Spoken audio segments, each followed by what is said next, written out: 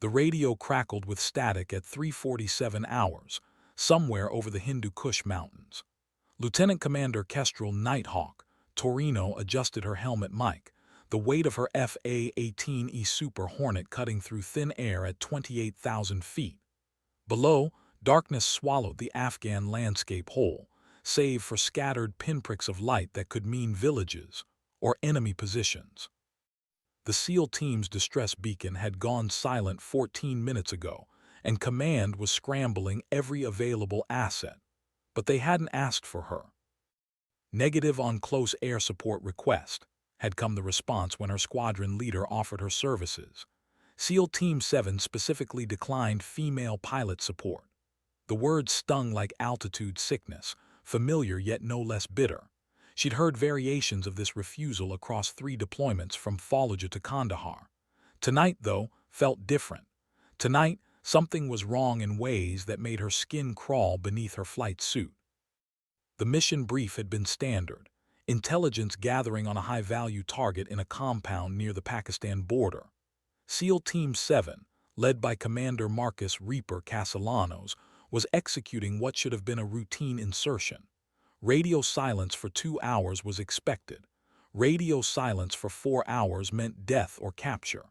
The kind of silence that spawned investigations, congressional hearings, and folded flags. Kestrel banked southwest, officially returning to base. Unofficially, she was tracking the last known coordinates on her helmet display, watching thermal signatures bloom and fade through her targeting pod. Her weapons systems operator, Lieutenant Rodriguez, hadn't spoken since they'd been turned away. Good. She needed to think. The compound sat in a valley like a spider in its web, and something about the intelligence photos had bothered her from the briefing room. Too clean. Too obvious.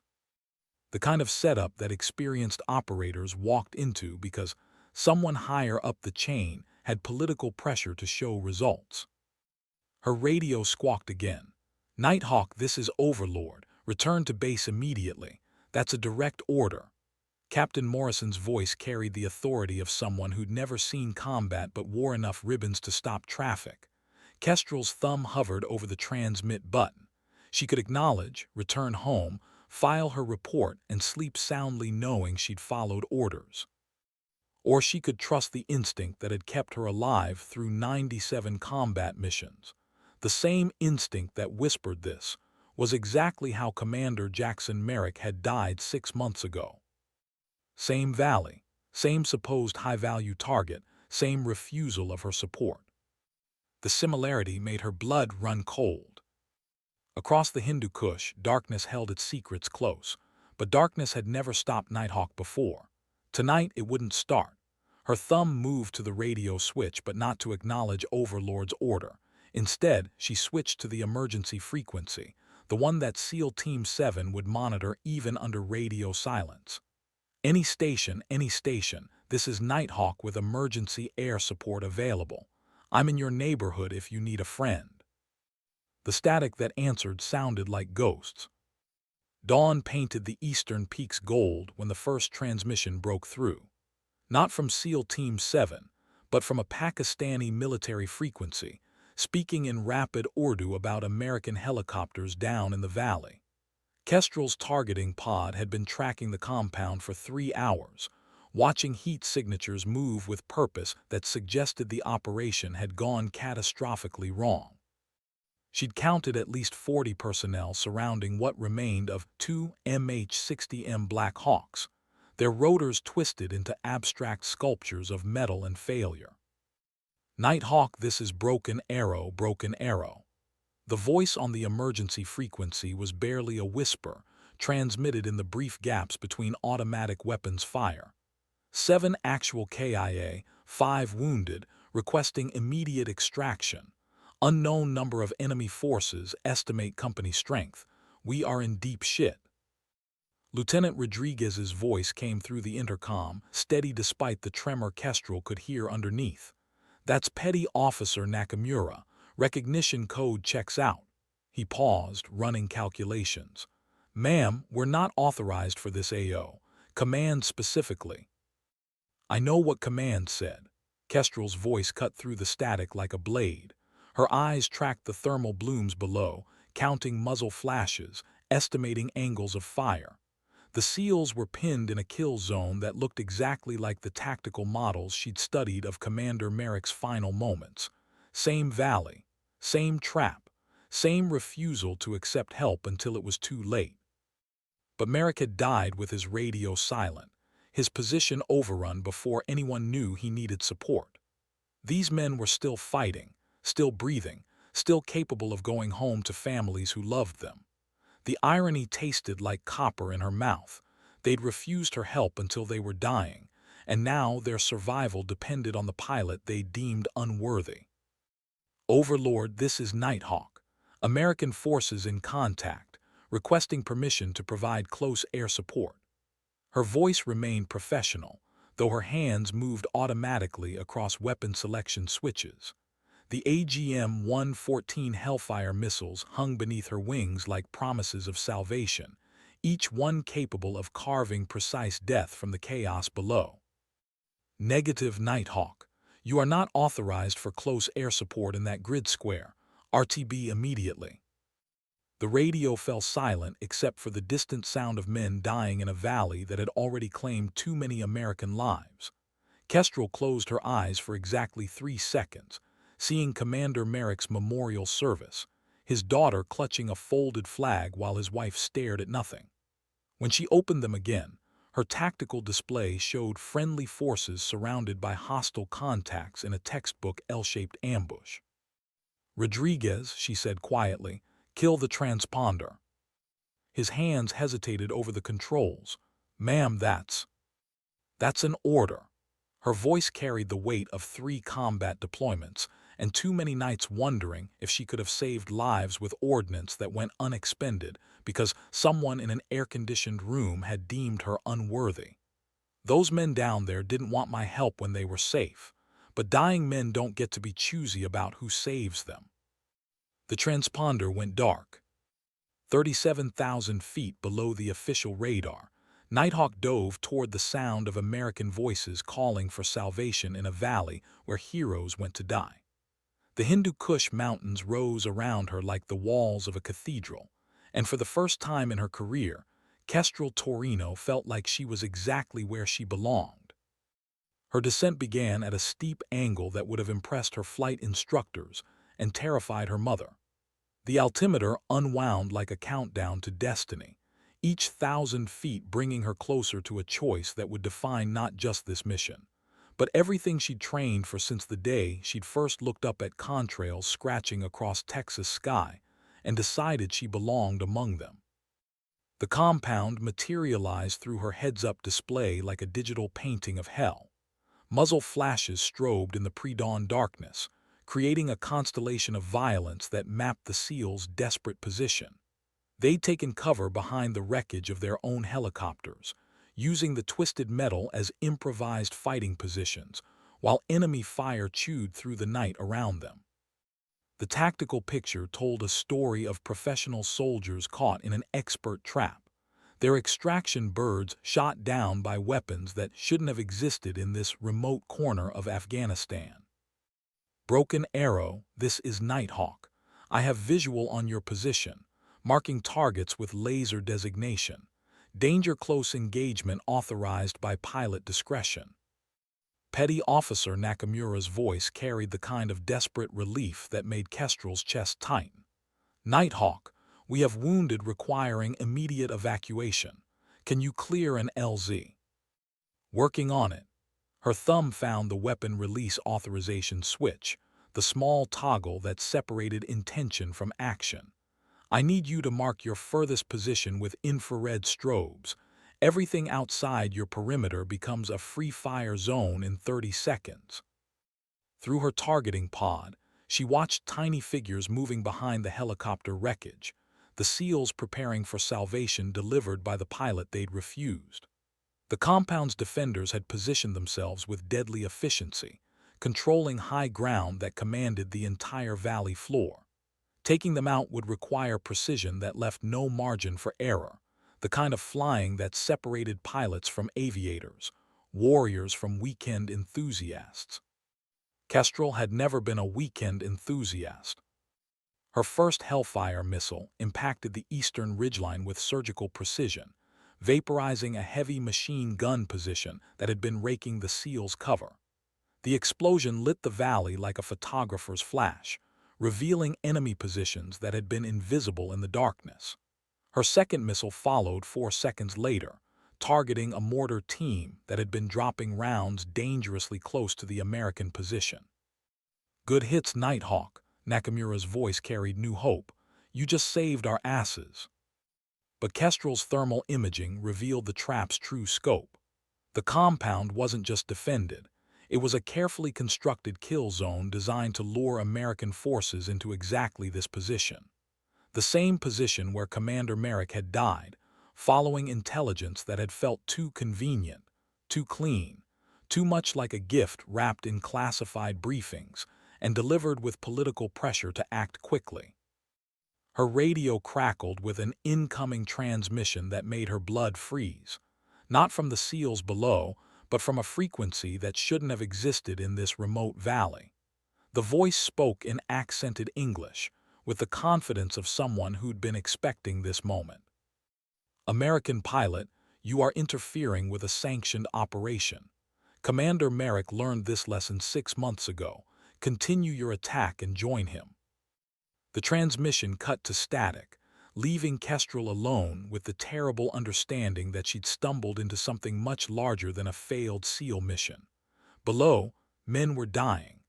Above, the first hint of dawn traced the mountains with light that revealed how completely surrounded they all were. And somewhere in the darkness, an enemy who knew Commander Merrick's name was waiting for her next move. The targeting laser painted enemy positions with deadly precision as Kestrel processed the implications of that transmission. Commander Merrick hadn't died in a random ambush. He'd been murdered in a trap designed specifically for American Special Operations Forces. The intelligence that had led SEAL Team 7 to this valley was compromised, possibly from the source.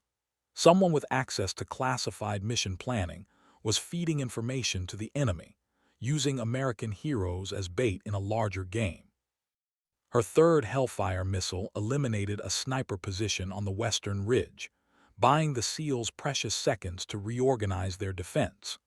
Through her thermal pod, she watched them moving with the fluid precision of operators who'd trained together for years, each man covering his teammate's movement while suppressing fire from positions that seemed to multiply like cancer.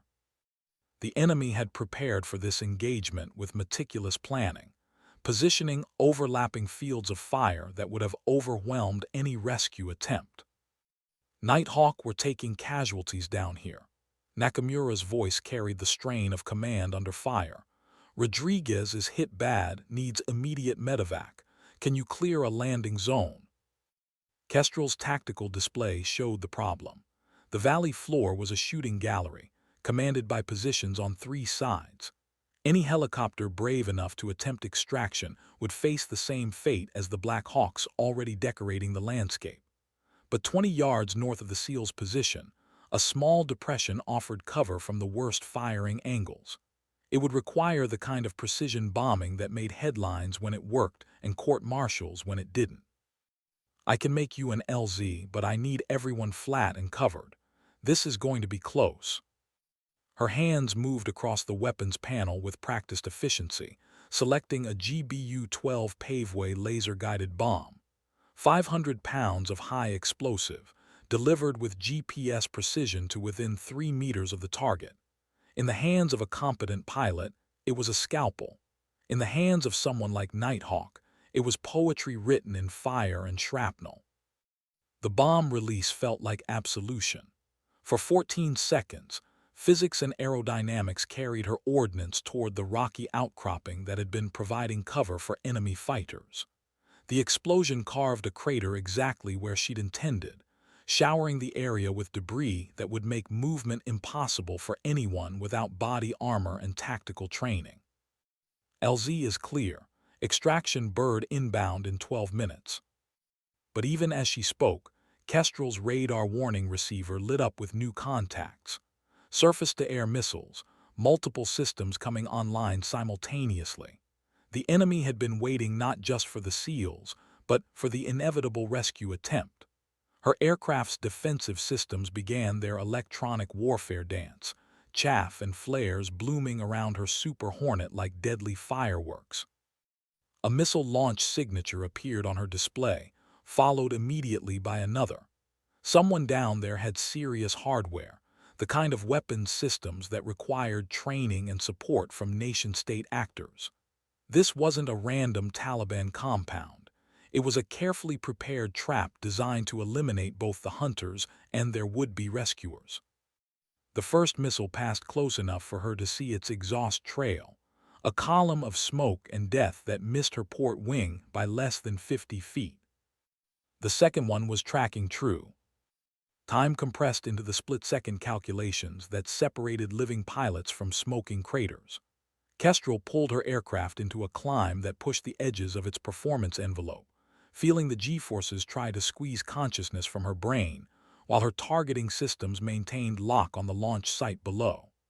The missile followed her ascent like a predator, its proximity sensor counting down to detonation in fractions of seconds that felt like geological ages. At the last possible moment, she rolled inverted and dove, using her aircraft's superior maneuverability to break the missile's tracking solution. The warhead detonated 200 feet above her canopy, close enough to rattle her instruments but far enough away to avoid catastrophic damage. Shrapnel peppered her vertical stabilizer with metallic rain that sounded like angry hail, but her engines continued their steady roar of defiance. "Nighthawk, we have your 6. Multiple SAM sites active." The voice belonged to Lieutenant Colonel Sarah Morrison, her squadron commander, leading a flight of 4 Super Hornets that had appeared on her tactical display like angels of war. Behind them came the distinctive radar signature of an MH-47G Chinook heavy-lift helicopter, its crew undoubtedly wondering how they'd been volunteered for what amounted to a suicide mission. But Kestrel knew why they'd come. Not because command had finally authorized her mission, but because someone in the chain of command had realized what she'd already discovered. This wasn't a random ambush. This was the same trap that had killed Commander Merrick, and if they didn't stop it tonight, more American heroes would die in valleys just like this one, victims of intelligence so compromised it might as well have been written by the enemy. Copy, Overlord. Recommend immediate strike on SAM sites. I'm painting targets. Her laser designation system came alive, marking enemy positions with invisible light that would guide smart bombs to their destinies. The enemy had prepared for a rescue mission, but they hadn't prepared for an entire squadron of angry American pilots with personal reasons to be here. The war was about to become very personal indeed. Lightning flickered across Kestrel's display as her squadron's bombs found their marks, each explosion illuminating the valley in stark relief that revealed the trap's true scope. The compound wasn't just defended, it was a fortress, built into the mountainside with firing positions carved from living rock. Concrete bunkers that could withstand anything short of bunker-buster bombs protected heavy weapons that belonged in conventional warfare, not guerrilla raids. Someone had invested serious money and planning into creating a killing field, specifically designed for American Special Operations Forces. "Jesus Christ," Lieutenant Rodriguez whispered through the intercom. "Look at the size of that place." Through her targeting pod, Kestrel counted at least 60 enemy fighters moving through trenches that connected bunker positions like arteries in a body built for killing. The SEALs had walked into a trap that had been months in the making, lured by intelligence that had promised an easy target and delivered a nightmare instead. The same intelligence that had killed Commander Merrick, the same false promises that had turned heroes into statistics. Her laser designator painted target after target while her squadron worked the problem like a mathematical equation written in explosives. Morrison's flight attacked the eastern ridge, their joint direct attack munitions falling like mechanical rain on positions that disappeared in rolling clouds of dust and fire. But for every position they eliminated, thermal imaging revealed 2 more, as if the mountain itself was giving birth to new threats. Broken Arrow, this is Overlord. Extraction bird is inbound, ETA 6 minutes. Can you hold? Nakamura's response came through automatic weapons fire that sounded like industrial machinery. We'll hold. Nighthawk cleared our 6. We can move to the LZ. A pause filled with the sound of reloading. Tell that pilot she just saved 7 American lives. The praise should have felt good. Instead, it felt like vindication arriving 6 months too late, delivered by men who would have refused her help if they hadn't been dying in a valley that had already claimed too many heroes. Kestrel banked northwest, searching for the heavy weapon positions that were still punishing the extraction zone with sustained fire. Her missile inventory was running low, but her 20 cannon still held 500 rounds of armor-piercing ammunition that could solve problems with prejudice. Nighthawk, be advised, we're tracking multiple vehicles moving toward your position from the east. Looks like reinforcements. Morrison's voice carried the tension of a situation spiraling beyond control. You need to clear that LZ now or abort. Through her heads-up display, Kestrel watched the thermal signatures of trucks and technical vehicles moving through mountain passes with the organization of a professional military unit. Not random fighters with small arms, but a coordinated force with heavy weapons and tactical discipline. They'd been waiting, positioned to respond exactly as they had when Commander Merrick had attempted his extraction from this same valley 6 months ago. The pattern was unmistakable now. Someone was using American Special Operations Forces as bait in a larger trap, eliminating experienced operators while testing new weapons and tactics against the world's most elite military units. The intelligence failures weren't accidental. They were intentional, designed to draw American heroes into kill zones where their deaths could be studied, analyzed, and replicated. Her cannon found its first target as she dove toward the valley floor, tracers reaching out like deadly fingers to caress a heavy machine gun position that had been suppressing the LZ. The 20 rounds impacted with surgical precision, silencing the weapon and its crew in a brief eruption of sparks and smoke. But as she pulled out of her attack run, Kestrel's radar warning receiver screamed with new contacts. More missiles, launched from positions that hadn't been there minutes before. Mobile SAM systems, probably Russian-made, operated by professionals who understood exactly how to kill American pilots. The net was closing, and she was running out of time, ammunition, and altitude to maneuver. 27,000 feet above the Valley of Death, Kestrel made the calculation that would define her career and possibly end her life. The extraction helicopter was 4 minutes out, flying low through mountain passes to avoid the SAM coverage that had just tried to kill her.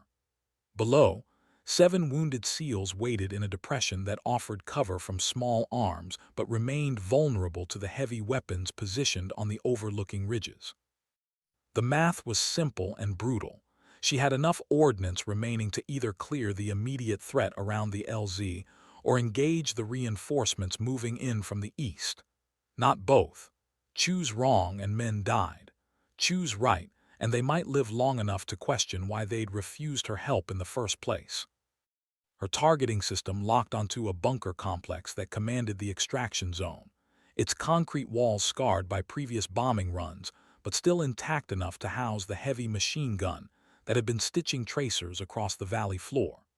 The structure looked like it had been built to withstand anything short of nuclear weapons, over-engineered for this remote corner of Afghanistan in ways that suggested foreign military advisors with deep pockets and deeper grudges against American forces. Overlord, this is Nighthawk. Recommend immediate strike on Grid Square 41, SMD 12,340, 567,890. Danger close engagement. American forces within lethal radius. Negative, Nighthawk. That strike package exceeds your authorization level. Lieutenant Colonel Morrison's voice cut through the frequency with the authority of someone who'd been watching good people die because of bad decisions. Overlord, this is Snake Eye 6. I'm assuming tactical command of this engagement. All call signs. You are cleared hot on targets of opportunity. The SEALs take priority. The radio discipline that followed felt like watching a perfectly choreographed dance of death. Morrison's flight attacked the eastern approaches, their bombs carpeting the reinforcement routes with overlapping explosions that turned the mountain passes into impassable rubble. Lieutenant Commander Jackson's section worked the northern ridge, systematically eliminating firing positions with Maverick missiles that struck like digital lightning. And Kestrel dove toward the bunker complex with her remaining ordnance, carrying 500 pounds of high explosive toward a target that had been killing American heroes for too long. The GBU-12 Paveway guided bomb separated from her aircraft with the finality of a prayer answered. For 11 seconds, she watched its progress through her targeting pod, the weapon following her laser designation with unwavering precision toward concrete walls that had withstood months of conventional attacks. The explosion, when it came, was visible from space, a brief star born in the Hindu Kush Mountains that erased the bunker complex and everything within a 100-meter radius. LZ is clear, LZ is clear. Nakamura's voice carried disbelief and gratitude in equal measure. Nighthawk, that was a hell of a shot. Through her pod, Kestrel watched the SEALs moving toward the cleared area, carrying their wounded with the careful urgency of men who understood exactly how close they'd come to joining Commander Merrick in whatever waited beyond the Valley of Death. They moved like professionals, but she could see the exhaustion in their postures, the weight of survival guilt that would follow them home to families who would never fully understand what had happened in this remote corner of hell. The extraction helicopter appeared on her radar, flying nap of the earth through mountain passes with the skill of a crew that had done this before in places where heroism was measured in meters and seconds. But her fuel gauge told a different story. She had enough JP-5 remaining for 12 minutes of flight time at combat power, or 18 minutes if she throttled back to economy cruise. The nearest friendly airfield was 22 minutes away, across mountains that rose like sleeping giants between her current position and safety. The calculation was exact and unforgiving. She could escort the extraction bird home and die somewhere over the Hindu Kush, or she could leave immediately and probably make it back to base. Below, American heroes waited for salvation, delivered by an aircraft that might not have enough fuel to see them safely home. Kestrel's hand moved to her radio switch without conscious thought. The muscle memory of 3 deployments and 97 combat missions, guiding her fingers to the frequency that would connect her to the men whose lives now depended on choices made by the pilot they deemed unworthy of their trust. Dustoff 7-3, this is Nighthawk. I'll escort you home. The Chinook helicopter materialized through the pre-dawn darkness like a mechanical angel, its twin rotors beating the air with the rhythmic thunder that meant salvation for wounded warriors. Chief Warrant Officer Kowalski's voice came through the radio with the calm professionalism of a pilot who'd extracted American heroes from impossible situations across 3 combat deployments. Nighthawk, this is Dustoff 7-3. We have visual on friendly personnel. Request top cover during extraction. Kestrel's fuel gauge showed 11 minutes of flight time remaining at current power settings. The math was unforgiving, but the choice was simple. Copy, Dustoff. You're covered. She climbed to provide overwatch while the Chinook descended into the Valley of Death, its pilots threading between mountain peaks with precision that would have impressed aviation test pilots.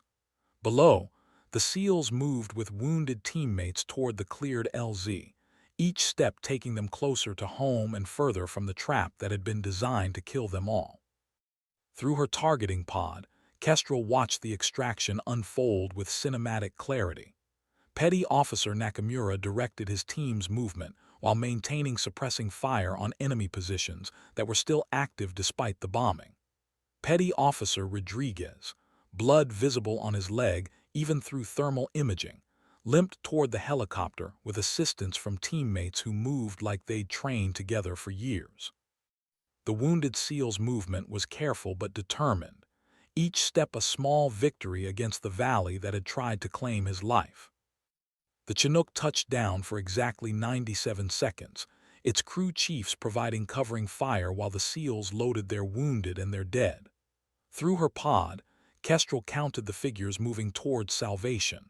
5 ambulatory, 2 carried, none left behind. The military's sacred promise, honored in a valley where promises usually died with the men who made them. Dustoff 7-3 is airborne with 7 packs. Kowalski's voice carried the satisfaction of a mission accomplished against impossible odds. Nighthawk, we're clear of the LZ. Kestrel's radar warning receiver chose that moment to scream again. New missile launches from positions that shouldn't have existed. Mobile SAM systems, previously hidden in caves and revetriments, were revealing themselves now that the primary target was airborne. The enemy's plan became clear. Let the Americans extract their people, then eliminate the rescue aircraft to maximize psychological impact. They'd done exactly the same thing to Commander Merrick. Her electronic warfare suite engaged automatically, filling the air around her aircraft with chaff and infrared flares designed to confuse incoming missiles. But her fuel gauge showed 7 minutes remaining, and the nearest friendly airspace was still 15 minutes away. The numbers wouldn't balance, no matter how she calculated them. Dustoff, this is Nighthawk. Multiple missile launches. Recommend evasive maneuvers and maximum speed for home plate. Copy Nighthawk, we're running for the border. Through her canopy, Kestrel watched the Chinook disappear into mountain passes that offered concealment from radar, but no protection from the shoulder-fired missiles that were lighting up her threat display. The enemy had planned this engagement with meticulous attention to detail, positioning weapons to engage targets at every phase of the extraction. They'd studied how Americans conducted rescue operations, learned from Merrick's death, and prepared countermeasures that turned heroism into calculated murder.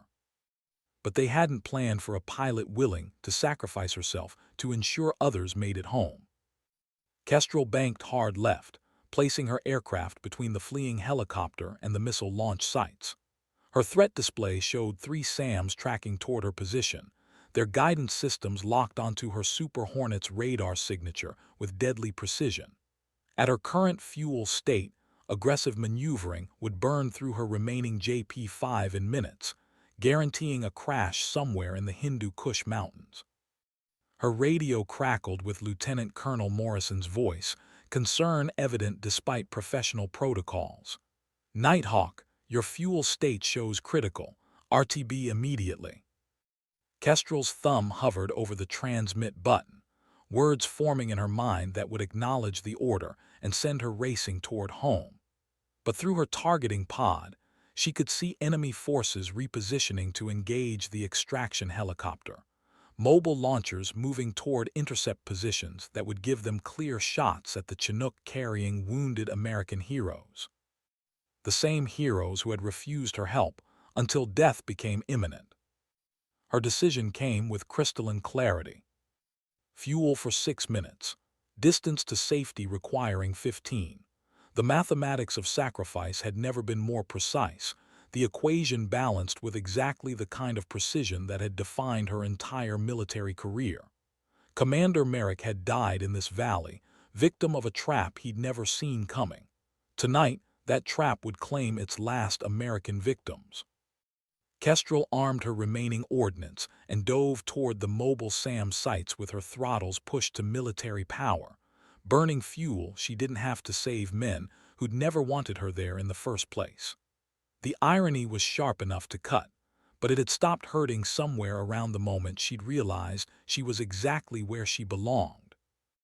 The targeting laser painted enemy positions with surgical precision, while her aircraft screamed toward the valley floor at speeds that would have terrified her flight instructors. Through her heads-up display, she watched the distance to target decrease in real-time mathematics. 8,000 meters, 6,000, 4,000. At 2,000 meters, she'd reached the optimal release point for her remaining Hellfire missiles. At 1,000 meters, she'd be within effective range of every small arm in the valley. At 500 meters, she'd be part of the landscape permanently. Her first Hellfire missile struck the lead SAM launcher with precision that would have impressed weapons designers, the explosion vaporizing vehicle and crew in a brief fireball that lit the valley like daybreak. The second missile followed 3 seconds later, targeting a mobile radar system that had been tracking the extraction helicopter with deadly intent. Both hits were direct, eliminating threats that could have killed not just the Chinook crew, but every pilot who might attempt future rescues in this compromised area. "Good hits, Nighthawk." Morrison's voice carried relief and respect in equal measure. "Dust-off is clear of the engagement area." Kestrel's fuel gauge showed 90 seconds of flight time remaining at current power settings. The nearest emergency landing site was a forward operating base 12 minutes away across mountain terrain that rose above her aircraft's unpowered glide capability. The mathematics of aviation were unforgiving.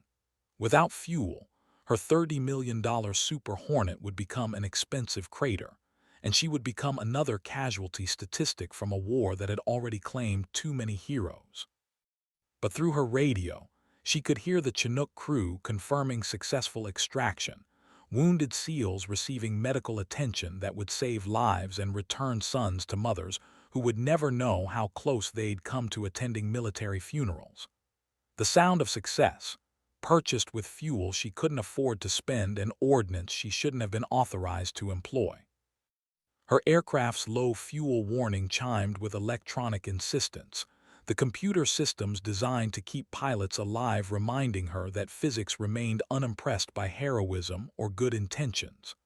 Altitude was life, fuel was time, and she was running out of both with frightening precision. "Overlord, this is Nighthawk declaring emergency. Fuel critical, requesting immediate vector to nearest recovery site." The response came from a voice she didn't recognize, probably a watch officer monitoring emergency frequencies from the safety of an air-conditioned command center hundreds of miles away. "Nighthawk, nearest emergency field is Bagram, bearing 127 degrees, distance 156 nautical miles. Be advised, weather is below minimums with mountain obscuration." 156 nautical miles. Her fuel computer calculated 12 minutes of flight time remaining, optimistic estimates that assumed perfect conditions and flawless energy management. Neither was likely given her current position above terrain that rose to 14,000 feet in jagged peaks, designed to kill aircraft with mechanical precision. But she'd been defying mathematical impossibilities since the day she'd first soloed in a T-6A Texan trainer, convincing physics professors and flight instructors that determination could overcome equations when properly applied. Tonight would be the ultimate test of that philosophy. Kestrel pushed her throttles to idle and began the shallow descent that would either carry her home or into the mountainside, depending on variables she couldn't control and physics she couldn't change. Her aircraft fell toward the Hindu Kush with the grace of a mechanical swan, trading altitude for distance in calculations measured by feet and seconds. Through her canopy, dawn painted the eastern peaks with light that revealed the true scope of the mountains surrounding her, an ocean of stone that rose higher than her aircraft could climb without fuel for the engines that had carried her this far. Somewhere below, American heroes were flying home. Time compressed into the eternal mathematics of unpowered flight, as Kestrel traded altitude for distance across terrain that promised death to anyone who miscalculated by even a few feet. Her aircraft descended through thin air with the precision of a falling arrow, every degree of glide path carefully managed to extract maximum range from gravitational energy. The Super Hornet had been designed for carrier operations, optimized for approaches that ended on moving decks in rolling seas. Flying it as a glider over 14,000-foot peaks pushed every boundary the engineers had imagined. Through her heads-up display, she watched the fuel quantity decrease toward zero, while the distance to Bagram Air Base remained stubbornly high. The numbers refused to balance no matter how she adjusted her descent profile.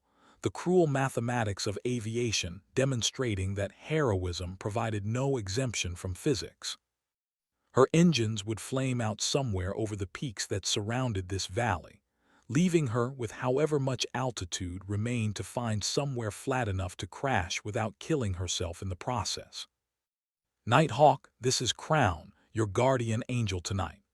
The voice belonged to a KC-135 Stratotanker crew, their massive aircraft carrying tens of thousands of pounds of fuel through the same airspace where she was about to become a glider. We're tracking your emergency. Can you make it to tanker altitude for emergency refueling? Kestrel's tactical display showed the tanker circling at 28,000 feet, safely above the SAM envelope that had tried to kill her squadron. Climbing to refueling altitude would require fuel she didn't have, but staying low guaranteed a controlled crash into terrain that offered no control and little chance of survival. The choice between impossible and merely improbable. Crown, this is Nighthawk. Fuel critical, attempting climb to your altitude. Her throttles advanced to military power, burning the last of her JP-5 in a desperate gambit to reach salvation hanging in the sky like a mechanical star. The Super Hornet clawed for altitude with engines that would quit at any moment, trading speed for height in calculations that would either save her life or guarantee her death. Her fuel flow indicators fluctuated, showing the irregular flow patterns that preceded flameout. The engines continued running on fumes and determination, providing thrust measured in seconds rather than minutes. At 22,000 feet, her right engine quit with mechanical finality, its turbine blades spinning down toward silence that would soon be echoed by its twin. Crown, Nighthawk has lost right engine, continuing climb on single engine power. Copy Nighthawk, we have visual descending to meet you, hang in there. Through her canopy, Kestrel could see the tanker's lights descending toward her position, the massive aircraft's crew risking their own safety to provide fuel for a pilot they'd never met. The KC-135's boom operator would have to thread the refueling probe between mountain peaks while maintaining formation with an aircraft running on fumes and prayers, executing a procedure that was difficult under ideal conditions and nearly impossible under these circumstances. Her left engine coughed, stumbled, then resumed its steady row.